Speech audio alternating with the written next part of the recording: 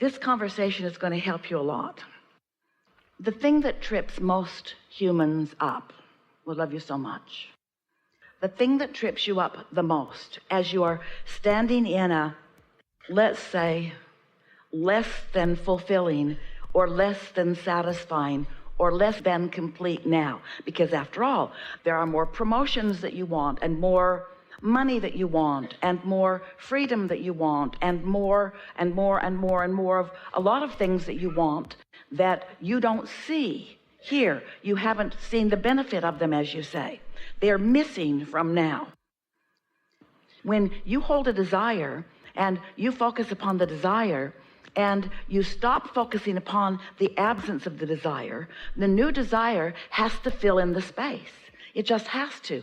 And if it isn't, if your spaces, meaning your now, meaning what you can hear and see and smell and taste and touch, if your now reality is not filling in with the things that you desire, then your vibration is not quite where you think it is.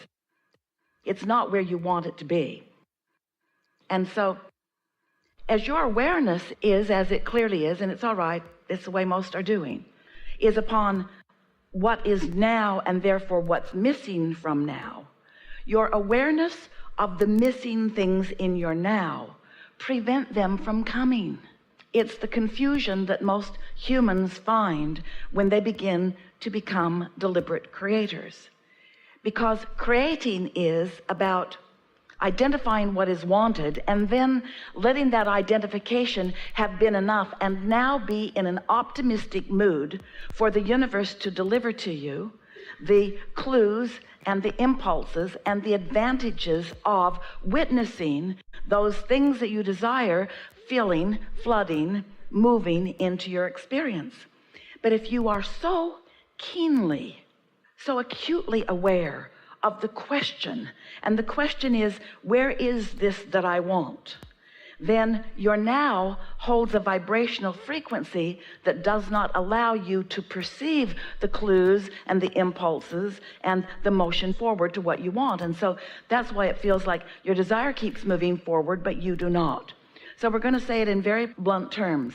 Your awareness of now is preventing your now from changing, because your attention upon what is such a dominant vibration. So you're offering a vibration mostly about what is, and it's full of questions like, where is it? And what do I need to do differently? And why doesn't it come faster? And those kinds of things, which keeps it from coming, because the vibration of the question and the vibration of the answer, or the vibration of the asking and the vibration of the receiving, are different frequencies. And it doesn't mean that the question is a wrong frequency or a bad frequency.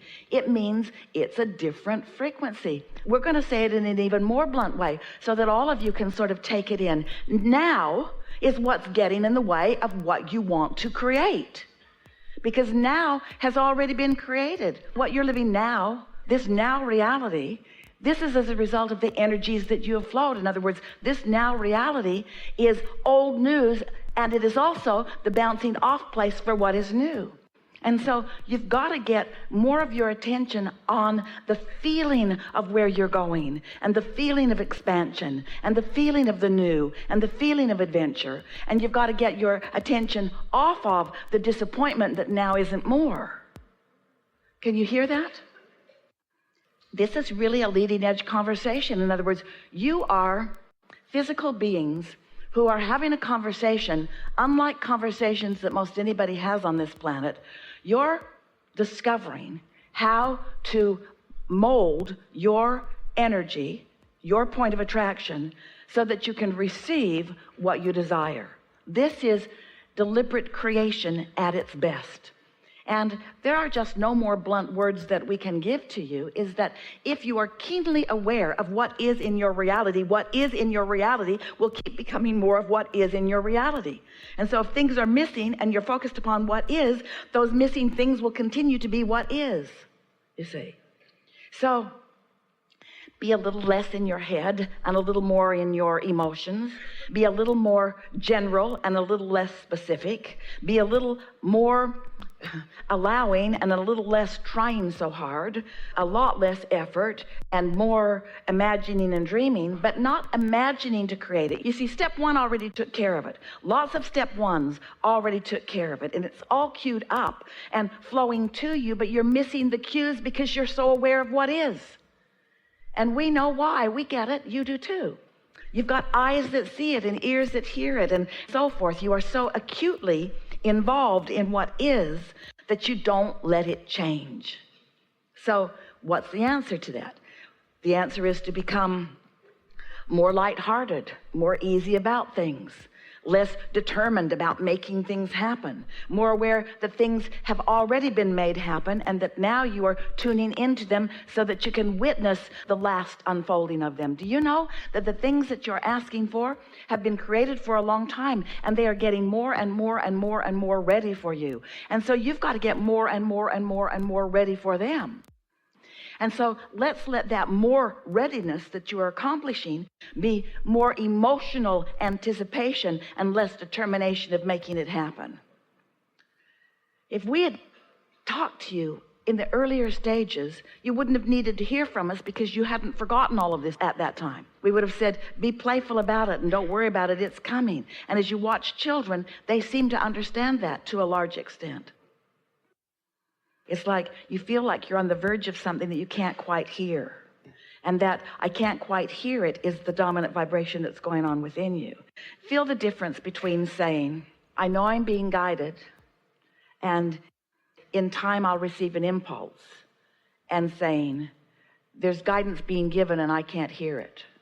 Can you feel the difference in those two approaches? And so while it seems like a very hair-splitting, not very important difference, is the difference between being in the question or being in the receptive mode of the answer.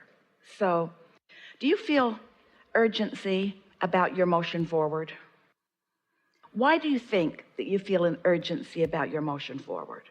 If it is really true, and it is, that you can be or do or have anything, and that you're in the process of figuring out how to let that flow, then what do you think the urgency is about? Why are you doing that to yourself? Why are you not just more easygoing about it? Why are you not more willing to just let it come to you? The question that we're really asking is, why do you keep hammering at the question instead of just relaxing and knowing that the answer will come? When you meditate and you really quiet your mind, when you are in a position to hear something, you'll hear it. And when you're trying to hear it before you're ready, it sounds like that. And feel how, when you're trying to make something happen, we really want to get to this place where you all have a sort of, aha, I just got that breakthrough moment, because this is the piece for all of you. If you are asking the question, what is it that I want, and why doesn't it come, and where is it, and when will it be, and who will bring it, and where will I find it? When you are asking questions, you are not in the mode to receive the answer. So you've got to put some separation between the question mode and the receiving mode. Esther's begun not so long ago, because she really gets that. She knows that she's in the receiving mode right now, and she's not asking anything. She's leaving all of that to you.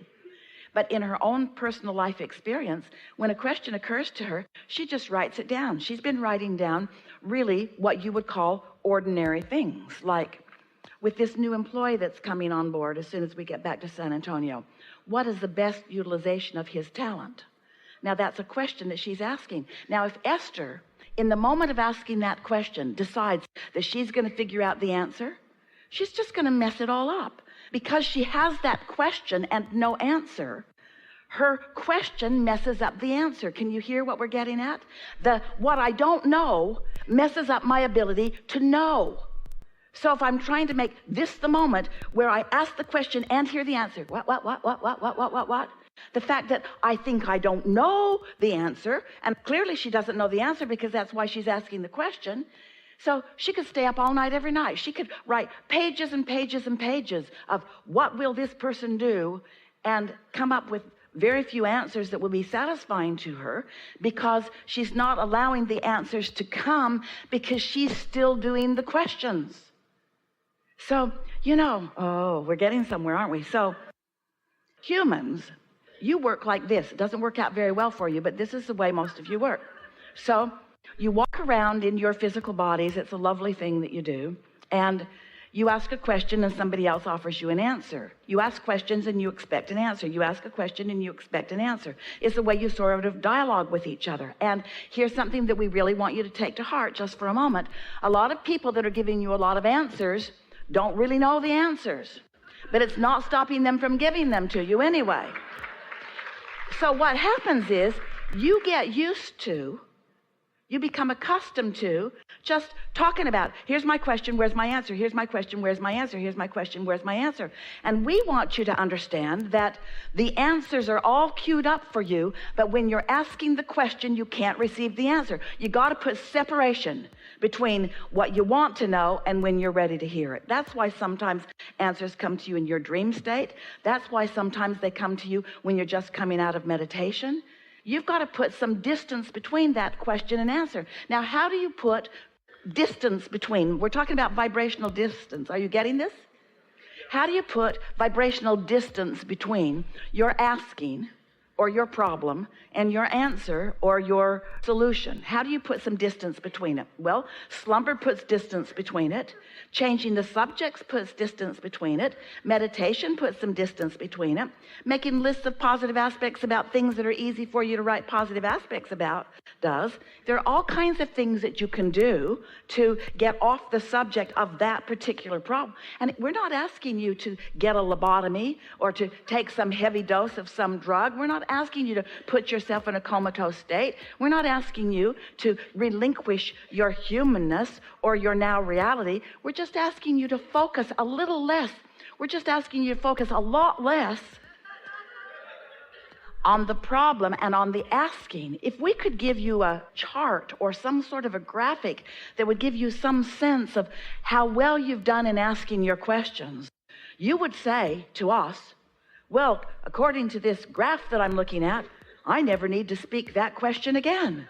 And that is really what we want to present to you. You don't have to keep presenting the question, because the universe knows what your question is. Your vortex holds the answer. Your inner being knows the answer. Your inner being knows where you stand in relationship to the answer. Your inner being is giving you things all day, every day. And so the question we're asking you is, why aren't you receiving the answer? Because you're too balled up in the question.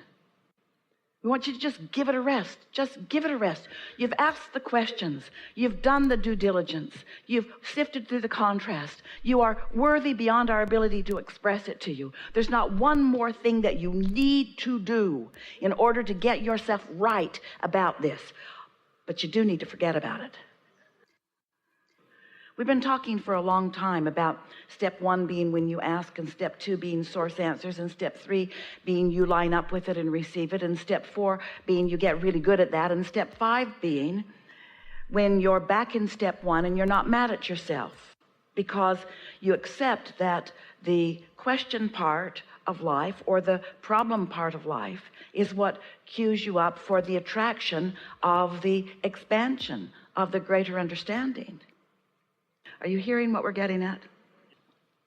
So now feel how this conversation that we're now having about putting separation between asking and receiving, between problem and solution, between question and answer.